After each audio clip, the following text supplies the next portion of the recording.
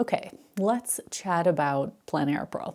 And if you're new here, hello, my name is Sarah. I'm an artist in Scotland and I like to paint outside.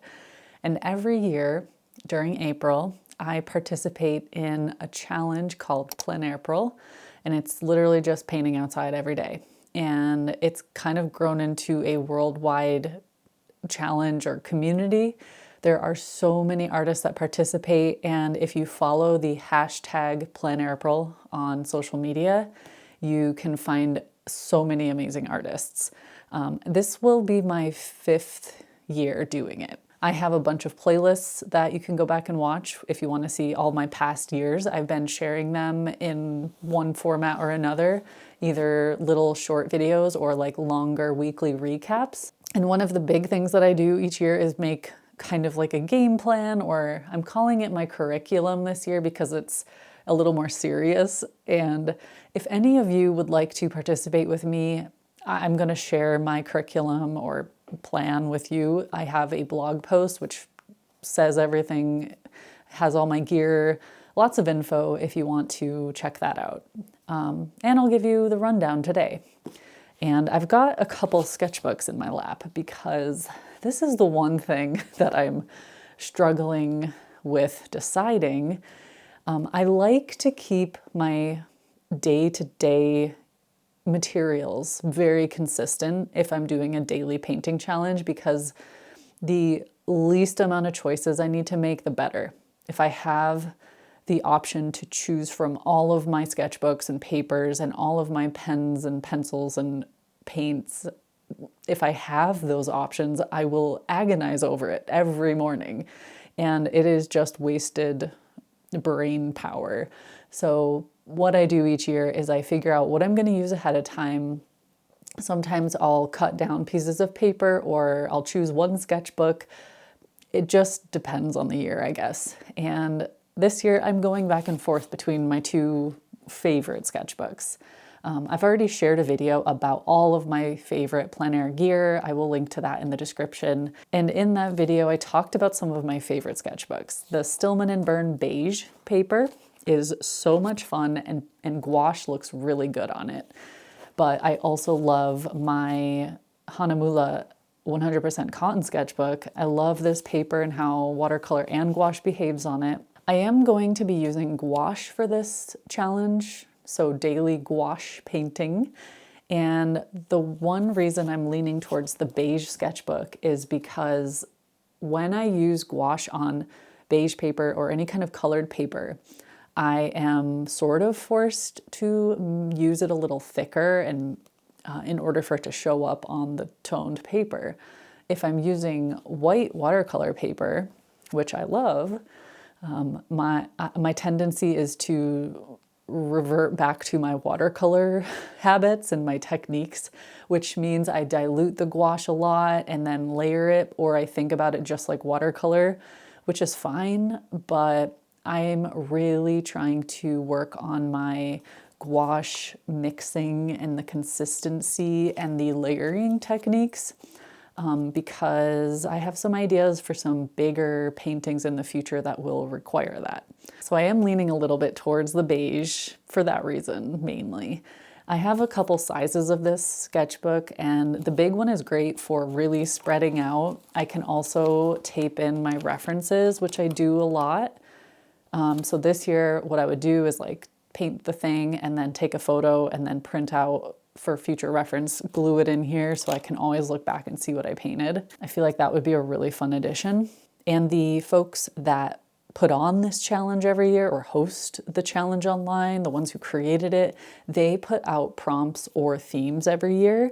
And that's a great place to start if you don't really know what you want to study or what you want to do each day. You can use that as inspiration. But I kind of do my own thing. Like, I love being part of the challenge and the community, but I always tailor it towards what I'm focused on as an artist at this point in my life. The whole point in creating a study curriculum for this challenge for me is to create some constraints that force me to be a little creative, as well as take away a lot of the choices that I would normally have to make. And so my goal with creating the curriculum is to hone in on something that I really want to improve on. This year, I'm being a little more strict with it. And so my theme or goal, I guess, is to improve my greens, which I know sounds so vague. It's like very open-ended in a way, like greens, okay, what do you mean?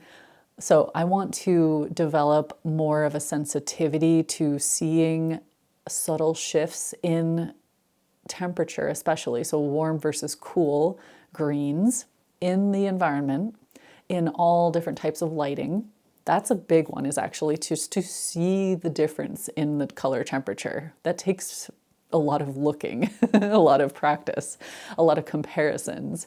And of course, I want to mix it more accurately. I want to get better at discerning when I need more yellow or more blue or more red to make the green more accurate. I want to understand a little bit better how shadows work in the greens and light, and there's just so many things that I could focus on. So while greens is my umbrella, within that, I can have there's a lot of room to play.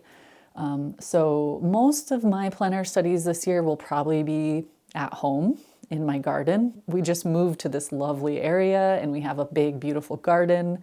So some things that I already know I can study are moss and lichen on the trees and trunks and our rock wall, all sorts of things. The light that falls across the grasses at different times of day. We have lots of budding leaves right now because it's spring, and there's also a nearby loch and a mountain and all sorts of other variety if I want it.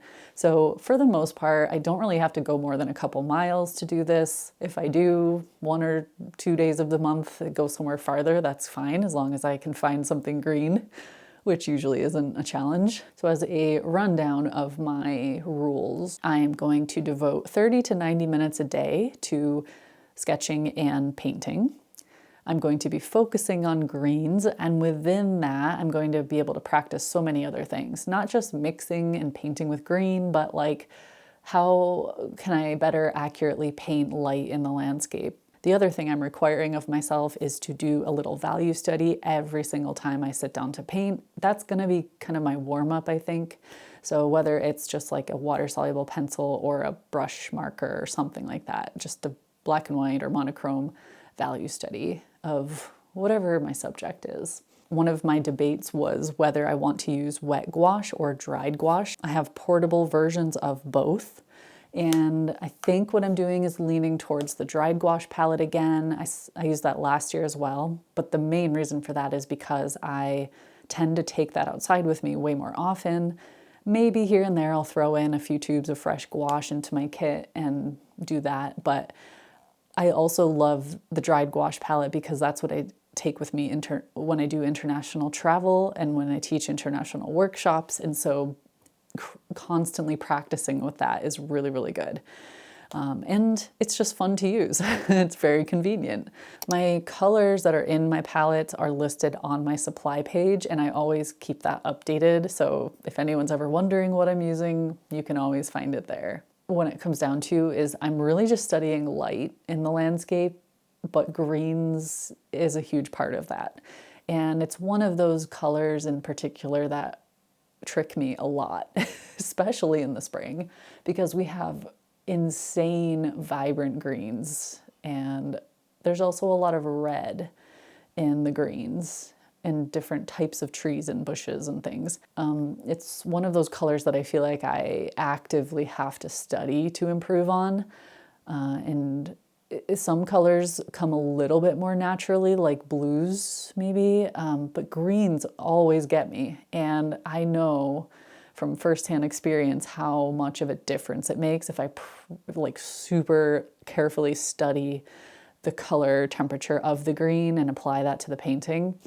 And my hope and the goal of this is that by the end of the month, it's all feeling a little bit more natural and just second nature, so that as I progress throughout the year, all the little things that I practice this month or during April, I can apply to all of my paintings. So as I go throughout the weeks, I'm going to record and share bits and pieces of it, and especially talk about what I'm learning as I go, because I think that's the stuff that I like to look back on. And yeah, and also if anyone else is kind of learning along with me or doing some version of pleinairpril, I feel like these types of insights are really nice to share. So that's kind of it for me this week. I know this is a short one. By the time this video goes live, there's only a few days until April starts.